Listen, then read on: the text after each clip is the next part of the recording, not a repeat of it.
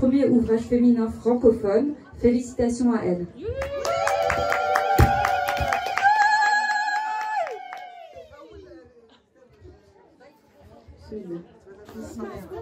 C'est avec beaucoup d'émotion en ces jours bénis de la naissance du prophète sallallahu alayhi wa sallam, celui dont la lumière sauve les gens des ténèbres et éblouit nos cœurs de sa sakina, que je présente le livre qui réunit des inspirations qui me sont venues par le maded de notre shir Sidi Mohamed Fawzi El-Kalkali, par sa baraka et sa générosité.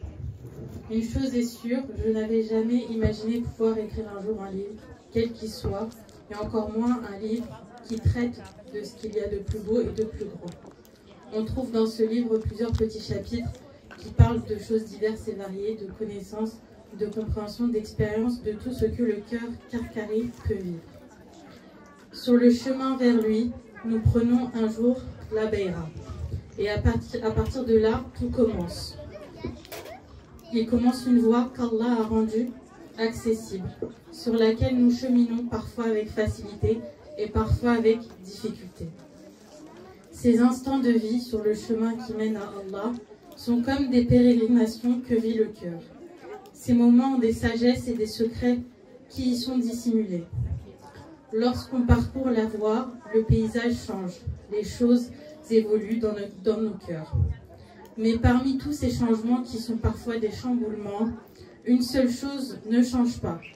Tant que tu l'invoqueras, il demeurera présent malgré cette pénombre d'un couloir mal éclairé qui habite notre cœur.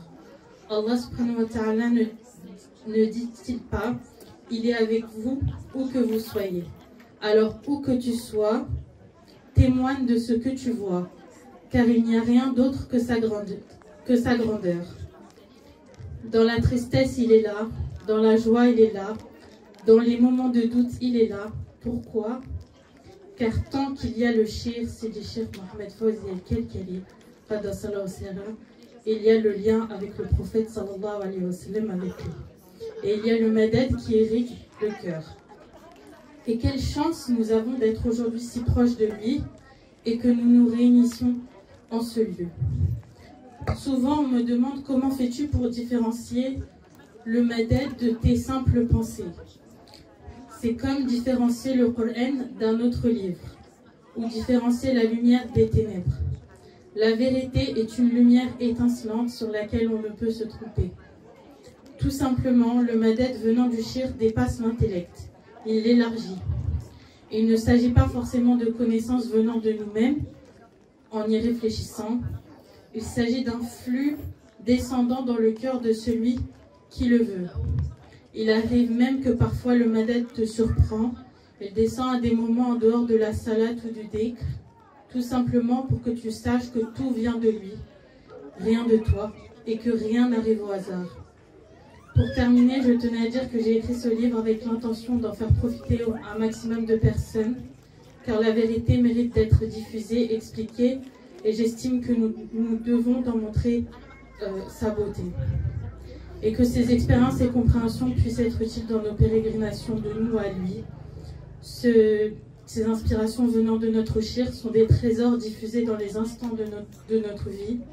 Et comme le disent les gens d'Allah, le soufi est le fils de l'instant, mais pas de l'instant de Rafla, mais celui de présence dans la Hadara.